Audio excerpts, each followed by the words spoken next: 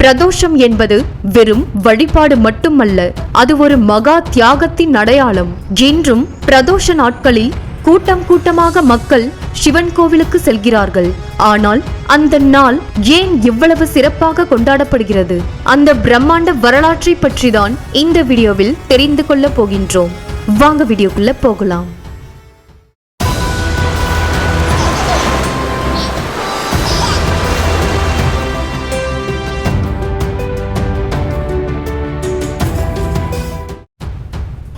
இன்று நாம் காலப்பயணம் செய்ய போகின்றோம். தேவர்களும் அசுரர்களும் வாழ்ந்த அந்த புராண காலத்திற்கு செல்ல போகின்றோம். தேவலோகத்தின் அரசன் இந்திரன் மகுட கர்வத்துடன் வலம் வருகின்றான். அப்பொழுது எதிரே துர்வாச முனிவர் வருகின்றார். துர்வாச முனிவரின் கோபம் இந்த உலகையே அழிக்கும் அளவிற்கு சக்தி பெற்றது. அப்படிப்பட்ட முனிவர் மகாவிஷ்ணு அம்சம் பொருந்திய ஒரு தெய்வீக மலர் மாலையை தேவேந்திரனுக்கு கொடுக்கின்றார். அதை பெற்றுக்கொண்ட தேவேந்திரன் அந்த மாலையை அலட்சியமாக தன் யானையின் தலையில் வைக்கின்றான். அந்த யானை அந்த மாலையை தூக்கி எறிந்து காலால் மிதித்து விட்டது. அதை கண்ட துர்வாச முனிவர் கோபத்தில் கண்கள் சிவந்து கடுமையான கோபமடைகின்றார். மகாலட்சுமியின் அம்சமான மாலையை நீ அவமதித்து விட்டாய். நீயும் உன் தேவர்களும் பலமிழந்து போவீர்கள். உங்கள் செல்வங்கள் அனைத்தும் கடலில் மறைந்து போகும் என்று துர்வாச முனிவர் சாபம் கொடுத்து விட்டார். அதன் விளைவு அடுத்த கணமே தேவர்கள் அனைவரும் பலமிழந்து போனார்கள். தேவர்கள் பலமிழந்ததால் அசுரர்களின் பலம் அதிகமாகிவிட்டது. அசுரர்கள் தேவர்களை விரட்டி அடித்துவிட்டு தேவலோகத்தை கைப்பற்றுகின்றார்கள். அதனால் பயந்து போன தேவர்கள் மகாவிஷ்ணுவிடம் சரணடைந்தார்கள். அப்பொழுது மகாவிஷ்ணு கூறினார், அந்த மகா சமுத்திரத்தில் அமிர்தம் ஒன்று உள்ளது. அந்த பார்க்கடலை கடைந்து அந்த அமிர்தத்தை குடித்தால் உங்கள் பலம் திரும்ப கிடைக்கும், சாகாவரமும் கிடைக்கும். ஆனால் அதற்கு அசுரர்களின் உதவியும் தேவை என்று மகாவிஷ்ணு யோசனை அளித்தார். தேவர்கள் அசுரர்களை சம்மதிக்க வைத்தார்கள். அதனால் தேவர்களும் அசுரர்களும் ஒன்றிணைந்து அமிர்தம் எடுக்க பார்க்கடலை கடையச் சென்றார்கள். மந்தார மலையை மத்தாகவும் வாசுகி நாகத்தை கயிறாகவும் பயன்படுத்தினார்கள். மகாவிஷ்ணு கூர்மாவதாரம் எடுத்து மந்தார மலையை தாங்கி பிடிக்கின்றார். அசுரர்கள் வாசுகி நாகத்தின் தலைப்பகுதியை பிடித்தார்கள். தேவர்கள் வால் பகுதியை பிடித்தார்கள். தேவர்களும் அசுரர்களும் இணைந்து பார்க்கடலை கடைய ஆரம்பித்தார்கள். சில நாட்கள் கடந்தும் அமிர்தம் வெளிவரவில்லை. அப்பொழுது வாசுகி நாகம் வலியால் துடித்து தன் வாயிலிருந்து கருநீல நிறத்தில் ஒரு கொடிய நஞ்சை வெளியேற்றியது. அதுதான் ஆழகால விஷம். அந்த விஷம் பட்ட இடமெல்லாம் சாம்பலாகிவிட்டது. தேவர்களும் அசுரர்களும் அலறியடித்து ஓடினார்கள். அந்த விஷம் உலகம் முழுவதும் பரவினால் இந்த உலகமே ஒரு கணத்தில் அழிந்துவிடும். அனைவரும் கடற்கரைக்கு ஓடினார்கள்.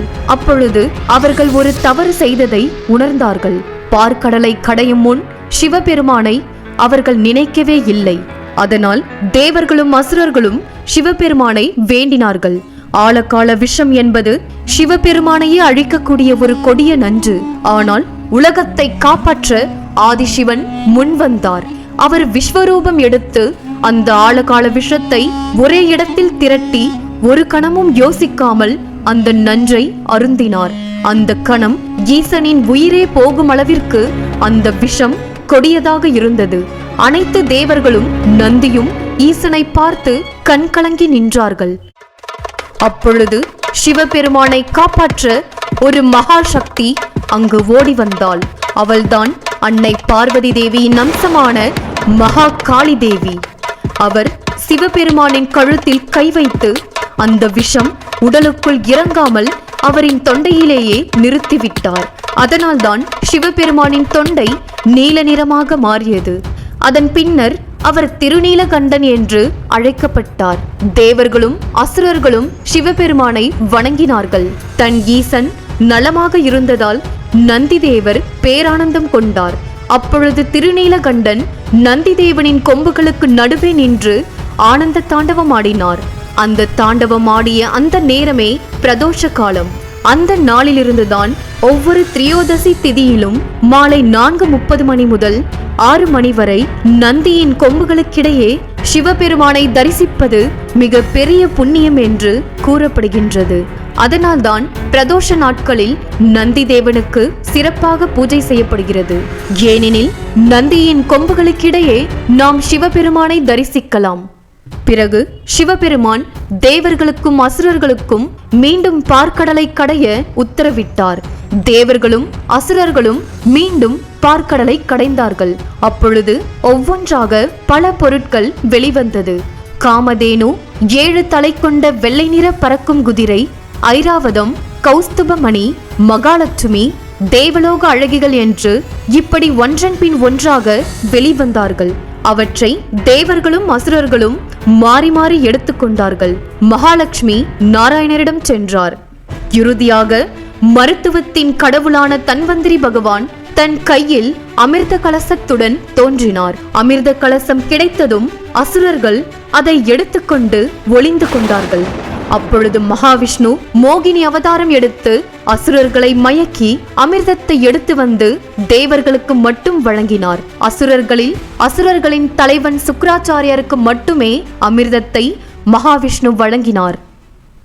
உலகத்தின் நலனுக்காக ஆழகால விஷத்தை அருந்திய அந்த மகா தியாகம். அதற்காகத்தான் இன்றும் பிரதோஷம் மிக பெரிய புண்ணிய நாளாக கொண்டாடப்படுகின்றது.